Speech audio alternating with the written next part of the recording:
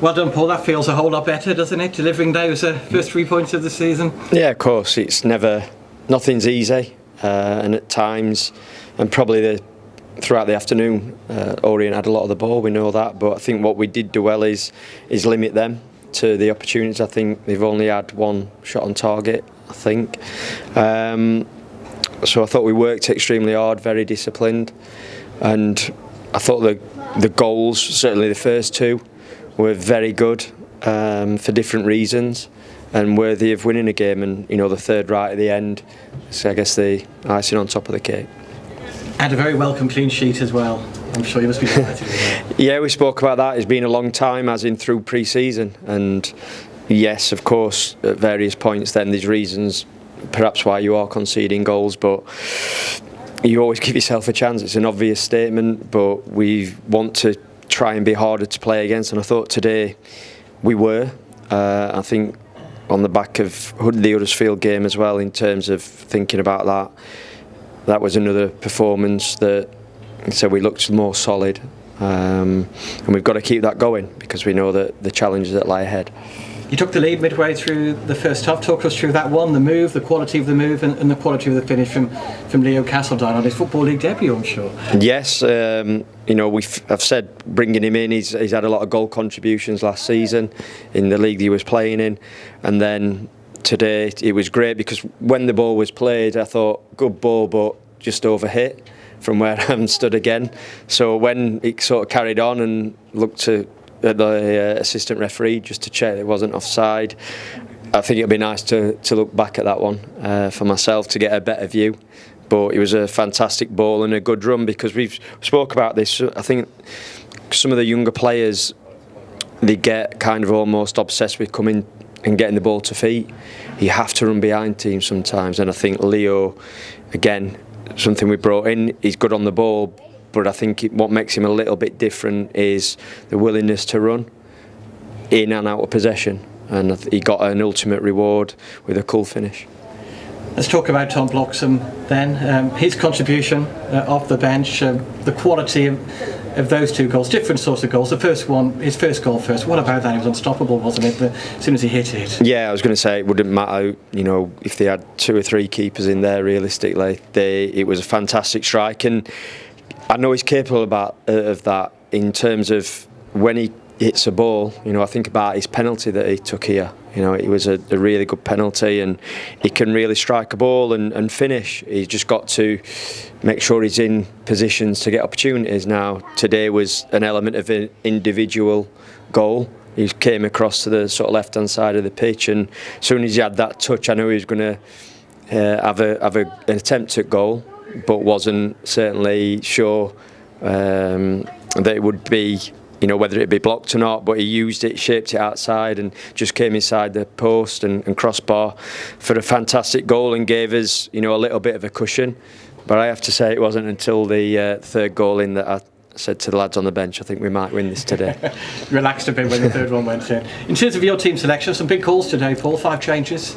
Yeah, look, I think I've just said about today, some people have had their sort of moments and contributions, and for instance, Tom coming off the bench, that's what we want when he comes on. On another day it'll be someone else's turn. I have to mention Charles Sago Jr. was extremely unlucky not to be on the pitch today, but I just felt that that's how we'd start. I was expecting him to go on, but just how the game played out today, it wasn't, for me, it wasn't his day. That's not to say he couldn't have still contributed well if he'd have got on the pitch, but he played well midweek. Like I say, he was a little bit unlucky, but I think the fact of him, that's his first 90 minutes for a long time that he played in midweek, and I think he was feeling it after the game. Young lad, I think he'd have loved to have got out there and was certainly up for selection, but you have to make some tough calls. Sometimes you get it right, sometimes you get it wrong. Ultimately, it's the players that did the jobs. It looks like Brian Jens came up and said, "Oh, great substitute," but that's only if Tom does what he does. And other times it won't work, and people, I can imagine in some ways, probably disappointed to see Tommy go off, but he looked like he was tired. He looked like he was tired in the first half, in truth, and we tried to give him a bit of a rest in midweek. This is all about young players developing and getting to grips with League One football. It's very different. So we ask for a little bit of patience with them, and for us, we try to be. But again, we're pushing them all the time. But they're all good players, and I'm sure will all contribute in various games. And a word for Alex Gilliard, put him straight into the team, a very different role to what we used to see him play when he was here previously a few years ago. And how good was he, slotting straight in and doing a job there in the absence of the injured captain, Carl Winchester? Yeah, Winnie's just said there, we found the answer, leave him out. So that's one thing. But look, Winnie's as happy as anyone in there.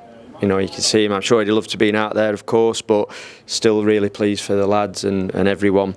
And going on to Gilly, I thought he was excellent. Obviously not quite fit yet. He prides himself on his fitness. He was cramping up at the end there. But I thought his legs and his energy, you know, the way that he covered the pitch, along with Taylor Perry, I have to say as well.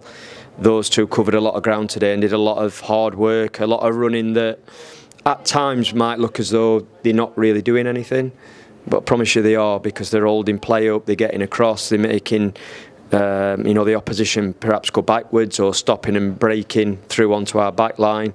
A lot of unselfish work, and that's what at times we've got to do.